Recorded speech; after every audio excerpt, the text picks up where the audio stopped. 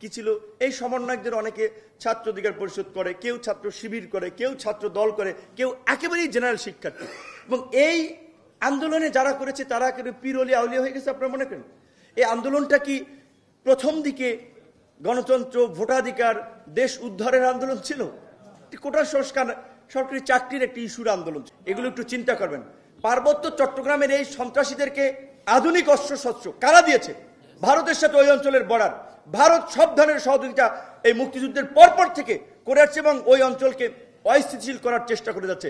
সেদিন ইন্ডিপেন্ডেন্ট টেলিভিশনে 13 মিনিট আপনার মাইকেল চাকমার ভাষণ শুনলাম। সে তার ভাষণে স্পষ্ট দেশদ্রোহিতা রয়েছে। তার ভাষণটি সবাই শুনবেন। তিনি স্বায়ত্তশাসন চাচ্ছেন পার্বত্য চট্টগ্রামে।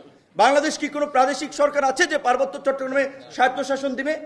তারা সেখানে সেটেলার বাঙালি বলে ওইখানে যারা আছে তাদেরকে সরিয়ে আনার জন্য বলছে। কারা সেটেলার বাঙালি? বাংলাদেশের মানুষের যে কোনো প্রান্তে ভূমি কেনার, বাড়িঘর করার অধিকার রয়েছে।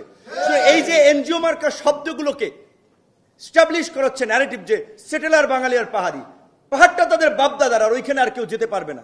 সুতরাং এই ধরনের ষড়যন্ত্রমূলক যে কোনো তৎপরতা রুখে দেওয়ার জন্য আমাদের প্রস্তুত থাকতে হবে। এখন এই সরকার যদি নরবর সরকারে হয় করবেন। এখন ডাক দেন, দেখেন সমন্বয়কদের পিছনে 1000 মানুষ পান কিনা। ডাক দেন, একটা প্রোগ্রাম ডাক দেওয়ান, দেখেন 1000 মানুষ থাকে কিনা। এটা কি মানে চারটিখানিক ব্যাপার? মনে হয় যে কয়েকজন ছাত্র ডাক দিছে আর এইভাবে রেজিস্ট্যান্স হয়ে গেছে, এইভাবে একটা গণ আন্দোলন হয়ে গেছে। এখন অনেকে মাস্টার মাইন্ড হয়ে গেছে, অনেকে প্রধান মুক্তমুখ হয়ে গেছে। আন্দোলন তো একটা প্রেক্ষাপট ছিল। গত 1.5 দশকে সেই প্রেক্ষাপট রচনা হয়েছে ধীরে ধীরে।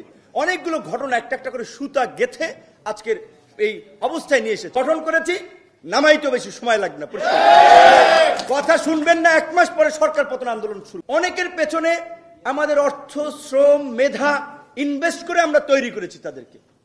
রাজনীতিতে পথ চলায় স্বামী স্ত্রীর সংসার টেকে না। রাজনীতি তো একসময় মত পথের বিরোধ কেন্দ্র করে একজনের অভিমান, মান অভিমান তৈরি হতেই পারে। সক্রিয়তা, নিষ্ক্রিয়তা ছাড়া এই আন্দোলনকে কখনোই সফল করা সম্ভব হতো না। আমরা তো কথা বলেছি, তারেক রহমান সহ বিএনপি অন্য নেতাদের সাথে ফাইন্যান্স লাগবে, কোথায় কিভাবে সাপোর্ট লাগবে, রেজিস্ট্যান্স করা লাগবে, আমরা কথা বলে প্ল্যান করে ছাত্র সামনে ছিল। সেটাকে মুক্তিযুদ্ধের আওয়ামী বয়ানের মতো আরেকটা ন্যারেটিভ তৈরি করা হচ্ছে যে আমরা করেছি, অমুকে করেছে, সমন্বয়করা করেছে। ফালতু কথা এগুলো। কি আমরা নির্বাচন চাই? নির্বাচন দিলে সব অসুখ সেরে যাবে? আমরা কিন্তু সেটাও বলছি না। যে কারণ রাজনৈতিক দলগুলোর যে ক্ষুধা, অনেকের গত 15-16 বছরের যে খিদা, কোন খিদা তা তো বুঝেন, বিভিন্ন ভাগ বাটোয়ারার ক্ষুধা হা করে আছে।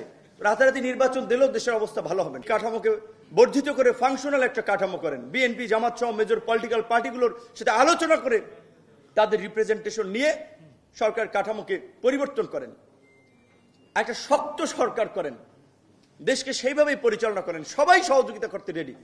কিন্তু রাজনৈতিক দলগুলোর সাথে যদি দূরত্ব থাকে আর ছাত্র সমন্বয়করা যদি এসপিডিসির অ্যাপয়েন্টমেন্ট করে, বিশ্ববিদ্যালয়ের ভিসিদের সাথে গার্ড অব অনার নেয়, বিশ্ববিদ্যালয়ের ভিসিদের শপথ পড়ায়, এই নৈরাজ্য দেখে তো রাজনৈতিক দলগুলো চুপ থাকবে না।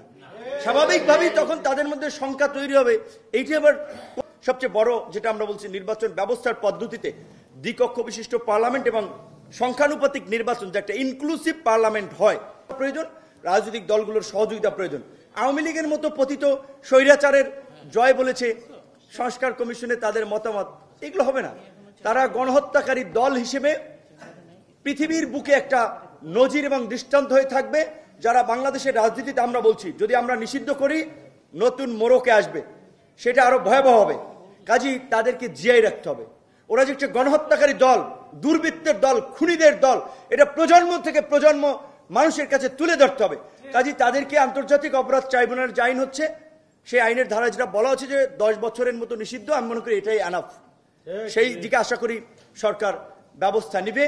একই সাথে শুধু আওয়ামী লীগ না, আওয়ামী লীগের যারা দোসর ছিল জাতীয় পার্টির মতো, আরো যারা ফ্যাসিস্টের দোসর ছিল, তাদেরকেও একইভাবে নিষিদ্ধ করতে হবে। নির্বাচন কবে হবে পরে, ওটা রাজনৈতিক দল ঠিক করবে, সরকার ঠিক করবে।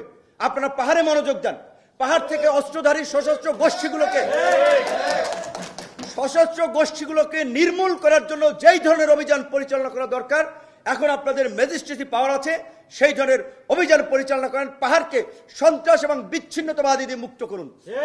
কিন্তু অবশ্যই একজন নিরপরাধ পাহাড়ের মানুষ যেন আক্রমণের শিকার না হয়, কেউ যেন লাঞ্ছিত না হয়, সেই দিকেও খেয়াল রাখবে।